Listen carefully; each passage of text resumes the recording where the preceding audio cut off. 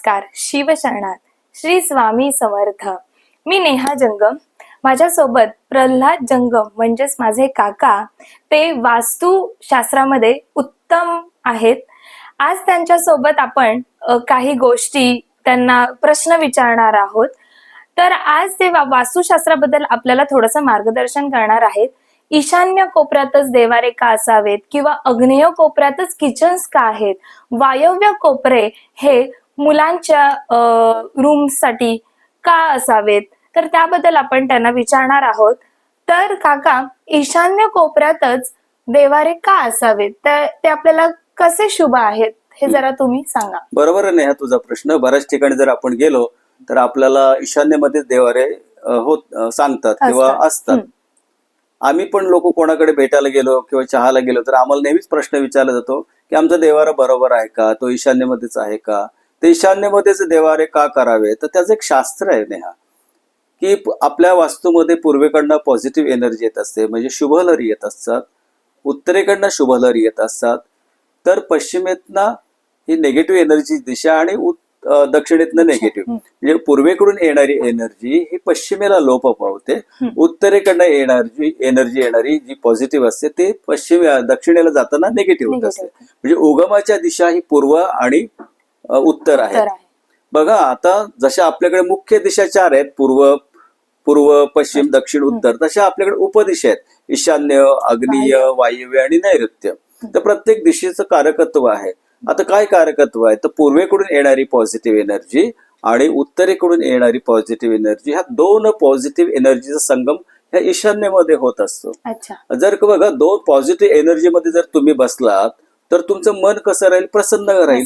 म्हणजे देवाची पूजा करताना तुम्हाला खूप प्रसन्नता येते, शुभलहरी त्या होऊ शकतात. जसं म्हणतात बघ, एखादा पेशंट जर आजारी खूप पडला तर त्याला आयसीयू मध्ये टाकतात.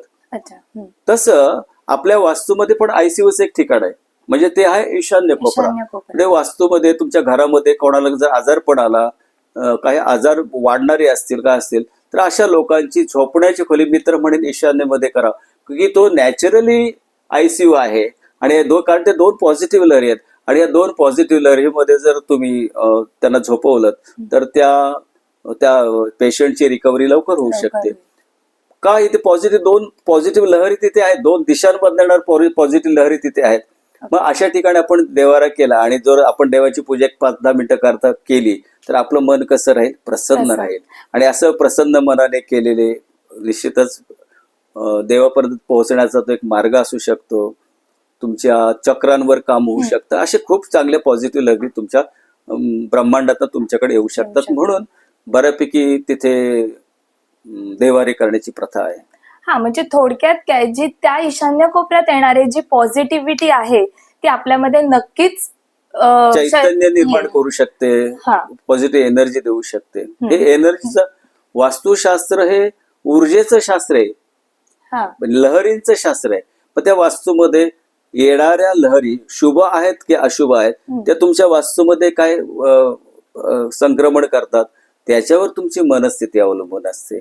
मग बघा, बऱ्याच वेळा असं होतं की मला घरात गेलो नको, खूप प्रसन्न, मी काय विचार करताना कुठे करतो, मी माझ्या घरी जातो विचार करतो. पण काही लोकांच्या घरामध्ये असं होतं की थांब जरा विचार करून येतो, म्हणजे कुठेतरी ते बाहेर जातात, कुठेतरी बसतात, विचार करून मग घरी येतात. तर असं व्हायला नाही पाहिजे. आपलं घर हेच मठ मंदिर आहे, आणि जर त्याच्यामध्ये जर आपण वास्तुशास्त्रामध्ये बदल केले तर खरंच इथे खूप छान एनर्जी मिळते आणि तुमचे विचार शुभ होतील, तुम्हाला विचार चांगले सुचतील, खूप प्रसन्न वाटेल. ठीक आहे, आता आपण दुसरा प्रश्न तुम्हाला विचारूया. घरातल्या स्त्रीसाठी जे किचन्स आहेत, त्यांचं स्वयंपाकघर आहे, ते आग्नेय कोपऱ्यातच का असावे? बरोबर आहे. आग्नेय दिशेमध्ये का असतं, तर भारताच्या दक्षिणेकडनं सूर्याचा प्रकोप असतो, म्हणजे दक्षिणेच्या भागातनं ही जडत्वाची आणि खूप हेवी अशी दिशा आहे. आणि आग्नेय कोपऱ्यामध्ये पूर्वेकडून येणारी पॉझिटिव्ह लहरी आणि दक्षिणेकडून येणारी निगेटिव्ह एनर्जी, अशा निगेटिव्ह आणि पॉझिटिव्ह ऊर्जे संगम तिथे आहे. कुठे? आग्नेयमध्ये. आणि ईशान्येमध्ये पण आग्नेय आहे, पण तो शॉर्ट आग्नेय आहे. आणि आग्नेयमध्ये अग्नी कसं आहे, अव्याहत चालणार आहे. म्हणून आग्नेय दिशेमध्ये किचन केलेलं आहे. पण किचन मध्ये कोण काम करतं, तर किचन मध्ये बऱ्याच वेळेला महिलांचा सहभाग जास्त असतो.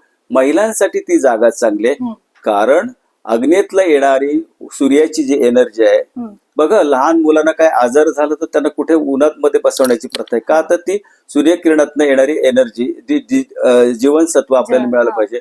आणि पूर्वीच्या काळामध्ये असे गॅस नव्हते, त्यावेळेस चुली असायच्या, लाकडं पेटवायचे, त्यात कार्बन डायऑक्साईड बाहेर पडायचा. पण त्या महिलेचं शरीर चांगलं राहावं, त्यांना श्वास चांगला यावा म्हणून तिथे अग्नीमध्ये ती करण्याची प्रथा निर्माण झालेली आहे. कारण सूर्याचा प्रकोप तिकडून आहे, म्हणून तिथे आपण हे करू शकतो, अग्नीमध्ये किचन किंवा चूल करण्याची, चुलीची जागा.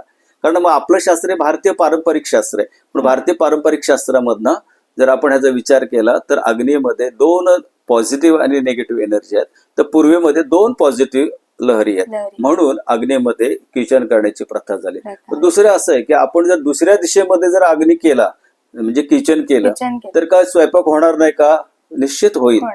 पण शास्त्राने जे सांगून दिले आहे की तिकडून येणारी जी सूर्याची किरण आहेत ही महिलेसाठी प्रचंड पोषक आहेत, महिलांसाठी स्पेशली, म्हणून तिथे आपण किचन करण्याची प्रथा निर्माण झालेली आहे. खूप छान पद्धतीने काका तुम्ही दोन्ही दिशांचं खूप छान पद्धतीने मार्गदर्शन केलेलं आहे. आता मी इथेच थांबतीये. बाकीच्या पुढच्या आपल्या सेक्शन मध्ये आपण बाकी उर्वरित दिशांचं मार्गदर्शन काकांकडून नक्कीच घेणार आहोत.